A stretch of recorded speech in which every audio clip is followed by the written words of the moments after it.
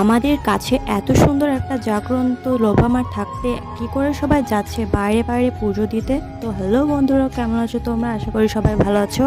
তো আজ আমরা সকাল সকাল বেরিয়ে পড়েছিলাম লোবামায়ের পুজো দেওয়ার উদ্দেশ্যে। এখানে এসে দেখি এক অবাক কাণ্ড। সেই কাণ্ডটা হচ্ছে, যে রাস্তাতে বাইক, টোটো বা যে কোনো গাড়ি বেরোয় সেই রাস্তাটা হঠাৎ করে কেটে দেওয়া হচ্ছে। তার জন্য আমাদেরকে খুব কষ্ট করে বাসের ওপর দিয়ে যাতায়াত করতে হবে, কারণ আমরা এই প্রথমবার বাসের ওপর দিয়ে হেঁটে যাবো। তো বাসের মাচার ওপর হাঁটতে আমাদের এত পরিমাণে ভয় লাগছিল যে তোমাদেরকে আর কি বলবো। তো শেষমেশ আমরা ওই পারে চলে এলাম। তো তোমরা দেখতেই পাচ্ছ আমরা কত কষ্ট করে ওই পারে এলাম। তো আমরা লোবামায়ের মন্দিরের কাছে চলে এসেছি।